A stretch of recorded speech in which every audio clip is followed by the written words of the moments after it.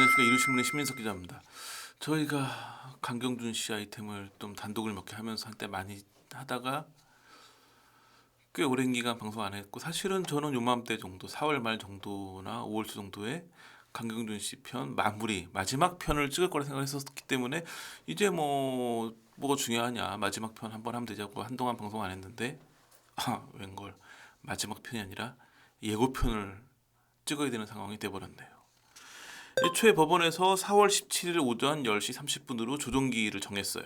이날 조정이 이루어지면 끝나는 거였고, 물론 조정이 한 번에 안 돼서 2차, 3차 조정기일을 잡는 경우도 있긴 하지만, 저는 그래서 1차에서 끝나면 4월 17일이면 4월 중순, 좀 길어도 5월 초까지는 조정으로 끝날 거라 생각을 했었는데, 결국은 조정이 이루어지지 않았죠.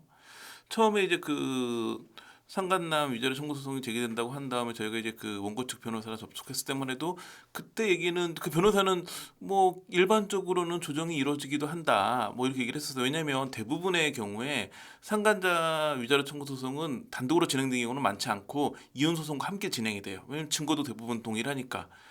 근데 대부분은 위자료 청구 소송은 실제 거기서 위자료를 받는 것까지 목표로 해서 소송 끝까지 가는 경우는 많지 않고, 합의금 어느 정도 받고 합의를 하면서 조정으로 끝이 나고, 이걸 진행하는 가장 큰 이유는 이혼 소송에서도 유리한 국면을 차지하기 위함이기 때문에, 그 당시 변호사도 비슷하게 했었는데, 하루인가 이틀 뒤 다시 통화하니까 변호사 얘기가, 그 의뢰인이 합의 의사가 전혀 없다, 끝까지 재판을 갈 것 같다 얘기를 했었고, 그 의사가 지금까지 동일한 걸로 보여지죠. 법원에서는 이런 이제 소송이 들어오면 처음에는 이제 합의 의사가 있는지를 확인해야 되기 때문에 조정기일을 잡는데, 조정기일을 잡았을 때부터 전혀 우리는 의사가 없다 이런 입장을 밝혔었고, 4월 17일이 조정기일이었는데 4월 7일 날 원고 측에서 소송 이송 신청서를 냈어요. 그러니까 재판 받을 수 있게 이송해 달라.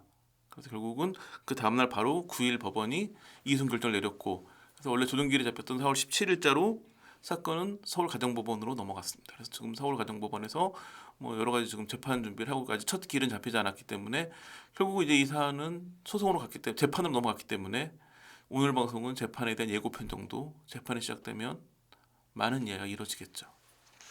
사실 조정으로 마무리가 되는 경우에 그 결과를 우리가 알 수 있을까요? 없는 경우가 대부분이에요. 왜냐하면 조정을 하는 경우에는 다 그런 건 아니지만 비밀 유지 조항을 넣는 경우가 되게 많거든요. 그렇기 때문에 조정 내용에 대해서는 외부 공개를 안 해요.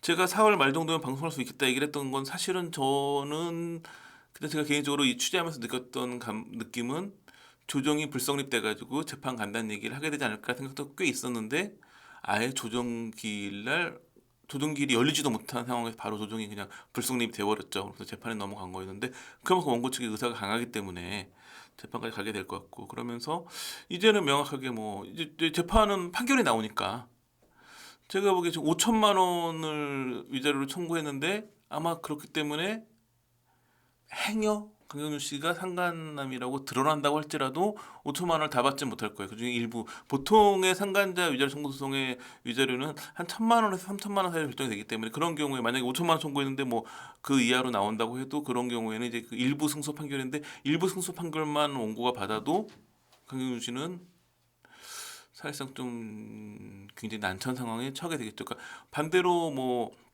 원고 완전 패소하고 상간자가 아니다 밝혀지면, 명확하게 이제 강경준 씨는 이제 상간남이라고 하는 이런 오명의 이름표를 떼어낼 수 있고, 다시 가정은 평안해지면서 장신영 씨랑 함께 여러 가지 그 연예 활동도 가능해지겠죠. 근데 이제는 명확하게 이제 누가 승소하느냐로 결론이 나는 상황이었죠. 재판 결과는 비밀 유지 조항 같은 게 없기 때문에 재판 결과는 바로 드러날 수밖에 없고, 그렇기 때문에 또 1심 나오고 이 시간 길어질 수도 있긴 하겠지만, 여하튼간 이제 지리한 법정 다툼이 시작되고, 그 법정 다툼의 끝은 명확한 결론이겠죠. 김세아 씨 같은 경우가 이제 그 위자료 청구 소송을 당했다가 조정으로 마무리를 지었죠. 그 다음에 이제 김수미 씨가 하는 방송 프로그램 출연했다가 김수미 씨가 이렇게 물어봤어요.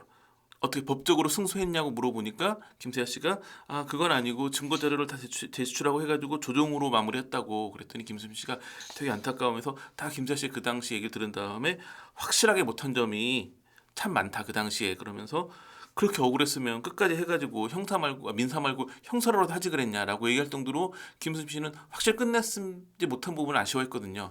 왜냐하면 조정으로 끝나는 경우에는 이게 뭐 상간남이라는 거뭐 불륜했다라는 것도 아니고 안 했다 그것도 일반 대중은 알 수가 없기 때문에 이 김사 씨처럼 아니라고 얘기를 해도 명확하게 딱 결론이 나지 않거든요. 그렇기 때문에 오히려 처음 이 일이 불거졌을 때 그 소속사에서 한 얘기는 오해였다라고 했었고 저희가 그 불륜 상대녀로 지목된 여성과 함께 다니는 회사 측에 물어봤어도 회사 측의 질문에도 다 오해라고 얘기를 했다고 했거든요. 그러니까 오해라는 게 밝혀지면 오히려 재판에 가는 게 강경윤 씨 입장에서는 굉장히 유리한 거죠. 왜냐하면 확실하게 그 어떤 오해나 의혹도 남기지 않고 승소하면 되기 때문에.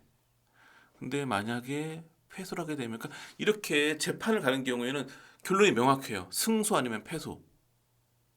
그리고 그 가는 과정이 굉장히 지리하고 뭐 법정 비용도 많이 들고 뭐 이런 게 있는데 그래서 이런 경우에는 상당수의 사람들이 재판을 끝까지 가지 않고 조정을 하곤 하는데 이번 사안 같은 경우 원고 측이 강력하게 끝까지 재판을 가기를 원했었고 그로 인해 가지고 재판을 가게 된 그런 상황이겠죠.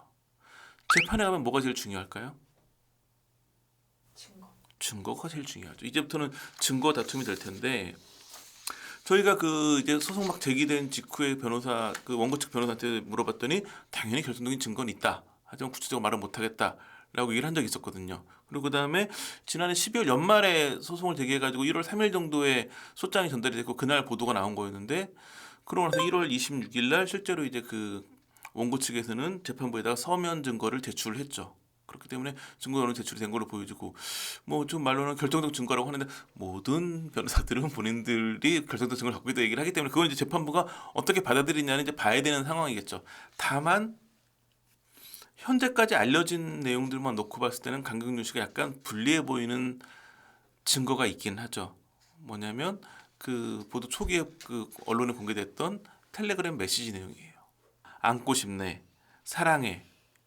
그 불륜 상대로 지목된 그 여성이 뭐 하냐고 물어보니까 강경준 씨가 자기 생각이라고 답하는 이런 부분들이 공개가 됐는데 물론 이제 이런 카카오톡이나 텔레그램 메시지는 보도되는 걸 절대 믿으면 안 되시는 게 전문이 아니거든요. 전문을 다 공개할 수는 없기 때문에 그 모든 기사는 그 분량이 제한되어 있기 때문에 일부분만 공개되고 또 하나는 뭐냐면 아예 언론사에 제보될 때 편집된 내용이 제보되는 경우가 대부분이에요. 그러니까 전문이 아니기 때문에 이게 다 읽어보면 이게 불륜이 아니라 그냥 친한 동료끼리 나눌 수 있는 대화인데 그게 이렇게 떼보면 이거 이상한 거 아니야라고 보여줄 수 있는 대목이 많이 있기 때문에 그건 일반인들도 똑같을 거예요. 그러니까 그냥 평범하게 주고받은 내용인데 앞뒤 자르고 이렇게 몇 번만 떼면 사랑한다는 표현이나 안고 싶다는 표현이 약간 좀 수위를 넘어선 걸로 느껴지기도 하지만 친한 직장 동료끼리 그냥 그 농담이나 친근한 표시하는 과정에서 그런 표현을 쓸 수도 있거든요. 그거는 앞뒤의 문장을 다 봐야 되는. 그래서 제가 그때도 그 저희가 그 원고 측 변호사한테 물어봤더니 원고 측 변호사가 물론 전문은 아니고 편집된 건 맞다라고 인정하면서도 자기네들도 어떻게 이게 언론에 유출됐는지 모르겠지만 여하튼 중요한 건 전체적인 맥락은 크게 다르지 않다라고 얘기를 한 적이 있어요. 물론 이것도 원고 측 변호사의 이야기이기 때문에 끝까지 봐야 되는 상황이긴 한데 뭐 이런 부분들이 이미 그쪽에서 그 당시에 그 법원에 재판부에 증거로 제출할 거라고 얘기를 했었기 때문에 이거는 분명히 이제 증거로 쓰일 거고 또 이제 결정적인 증거라는 게 뭐가 더 있는지를 봐야 되는 상황이고 물론 결정적인 증거를 원고 측이 갖고 있다고 한다면 강경준 씨 측도 뭔가 이에 대응할 만한 증거를 가지고 있을 거기 때문에 과연 법정에서 어떤 증거들이 나오면서 어떻게 이 상황이 이어질지 그런 부분을 좀 지켜봐야겠죠.